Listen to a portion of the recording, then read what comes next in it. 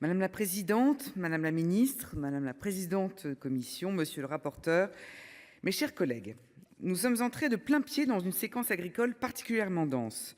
Je m'en réjouis tant les sujets sont nombreux et les situations à traiter souvent complexes. Nos agriculteurs ne comprendraient pas que nous n'agissions pas avec célérité alors que leur activité est sérieusement menacée et que l'avenir des exploitations s'avère incertain. Ces sujets sont essentiels et le court texte que nous examinons aujourd'hui, bien qu'essentiellement technique, se propose de résoudre des difficultés très concrètes.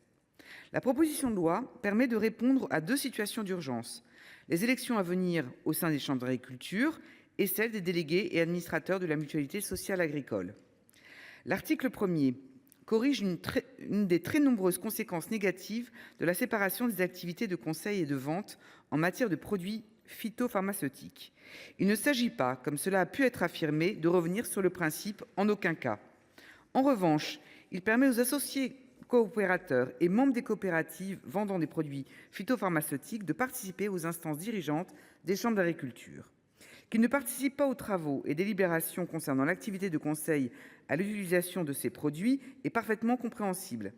Qu'en revanche, ils ne puissent pas être membres du bureau ou présider une chambre d'agriculture ne l'est pas. La question de la séparation de la vente et du conseil a été évoquée à de nombreuses reprises ces dernières semaines, notamment dans le cadre de la proposition de loi visant à lever les contraintes à l'exercice du métier d'agriculteur. Par ailleurs, plusieurs rapports le mentionnent.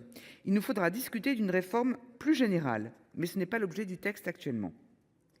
Nous devons à l'Assemblée nationale un apport important: le prolongement d'1 an des mandats des membres de la Chambre d'agriculture de Mayotte. Cette mesure était indispensable, la situation actuelle conséquente du cyclone Chido ne permettant pas d'envisager la tenue de ces élections.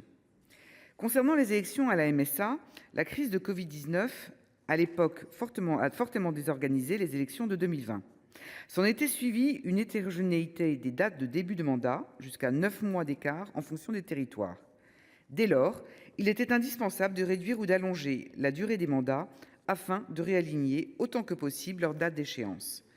Par ailleurs, cette proposition de bon sens tend, au-delà des urgences, à mettre fin à certaines anomalies.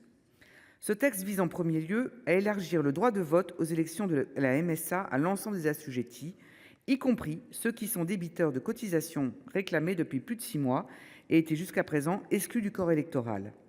Cette mesure de simplification est bienvenue au regard du principe d'égalité du suffrage. Une autre avancée louable pour la MSA mérite d'être signalée. L'article 4 instaure la parité sur les listes électorales des candidats aux élections des délégués cantonaux du deuxième collège. En 2022, 38,6% de l'ensemble des salariés affiliés au régime agricole étaient des femmes, soit 688 000 femmes. Cela a pu être rappelé à l'Assemblée nationale. Nous devons encourager leur participation pour rétablir un équilibre. Si cette PPL doit garder son caractère d'urgence et d'efficacité, elle permet aussi de répondre à certaines interrogations sur le fonctionnement des chambres d'agriculture. À ce titre, l'article 1er bis A vise à les doter de règlements intérieurs fixant entre autres les modalités selon lesquelles elles devront publier leurs procès-verbaux. Cette première étape peut ainsi rassurer ceux qui se questionnent sur leur manque de parité ou de transparence.